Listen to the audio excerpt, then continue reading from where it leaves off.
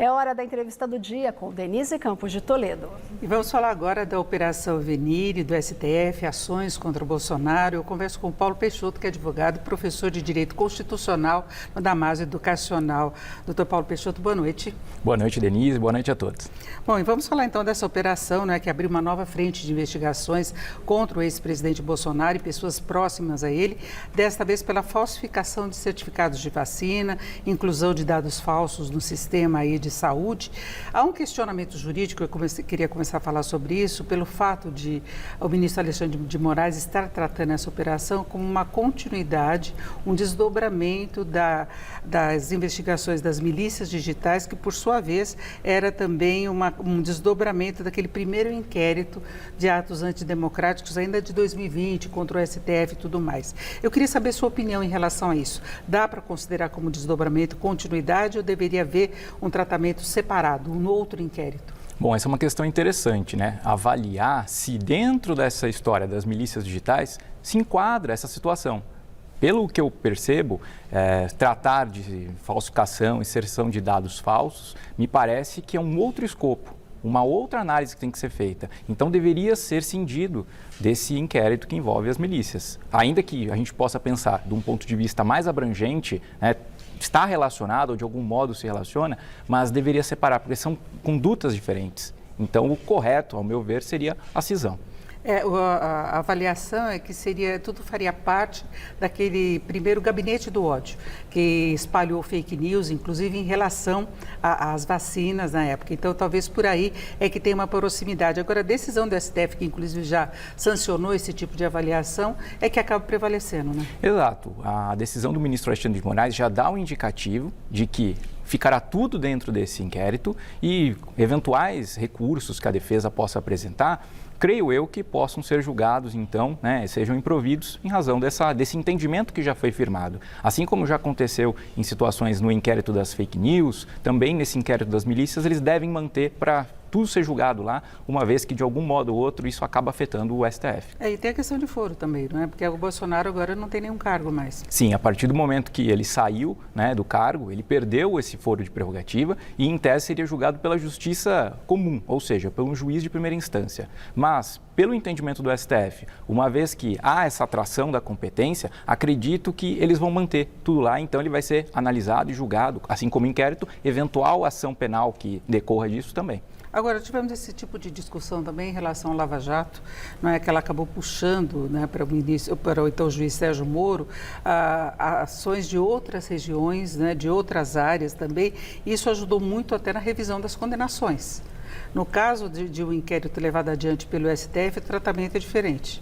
Bom, nesse caso, uma vez que haverá atração da competência, o STF, por sua natureza, já não é uma corte que seja estruturada desse ponto de vista para fazer esse tipo de análise, de julgamento. Embora faça, o ideal seria uma estrutura de primeira instância que conseguiria colher as provas, analisar tudo direito. Agora, uma vez que há essa atração da competência, acredito que eles vão manter e assim tudo ficará girando em torno do STF. Não vai ter muita escapatória. Agora, tem vários possíveis crimes dessa Operação Venire, né? Tem infração de medida sanitária preventiva, associação criminosa, falsidade ideológica, uso de documento falso, inserção dos dados falsos do sistema de saúde, delito, e tem até esse questionamento de delito no Estatuto da Criança e Adolescente, por causa da filha do Bolsonaro não ter sido vacinada. Quais, na verdade, podem prevalecer, levar a punições? Como você avalia o encaminhamento dessa operação toda? Bom, ela está no início ainda, né? Houve esse pedido de prisão de parte dos acusados pela Polícia Federal. Em relação ao ex-presidente Bolsonaro, não houve ainda pedido de prisão, né? Apenas a busca e apreensão que foi deferida. Mas algo que já aparece de forma bastante evidente seria possível cometimento da inserção falsa no sistema do SUS, né? Do Ministério da Saúde. Também, possivelmente, um uso de documento falso do cartão de vacina.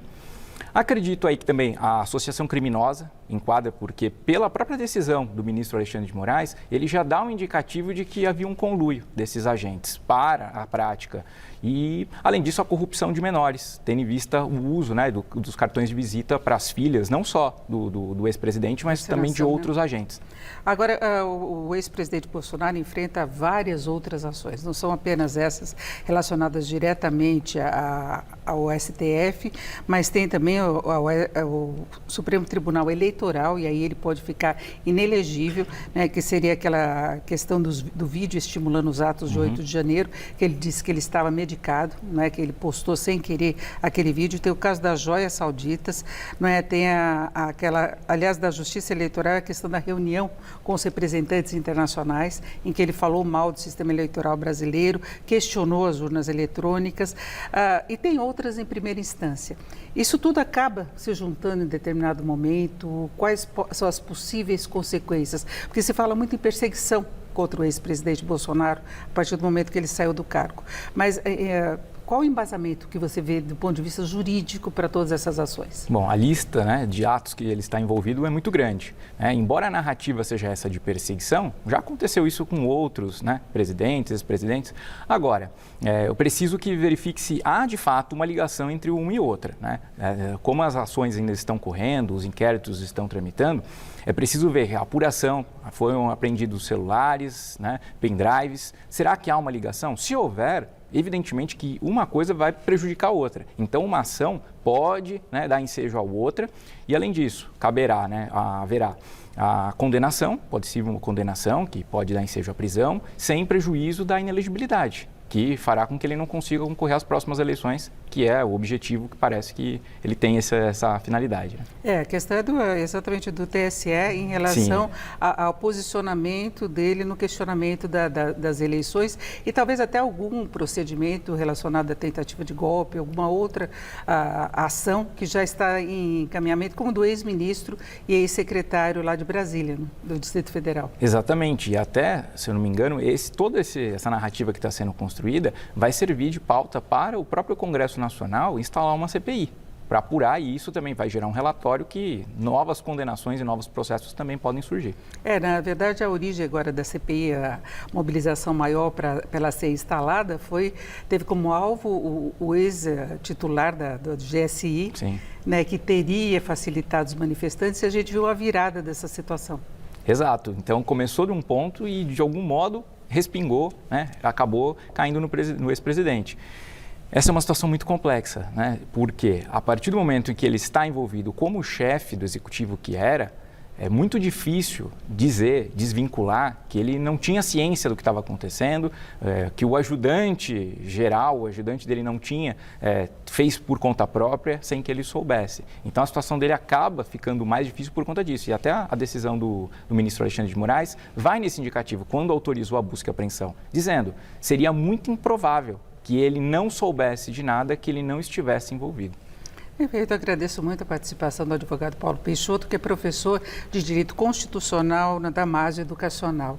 Doutor Paulo Peixoto, muito obrigado mais uma vez, boa noite. Eu que agradeço, é um prazer. Agora com vocês.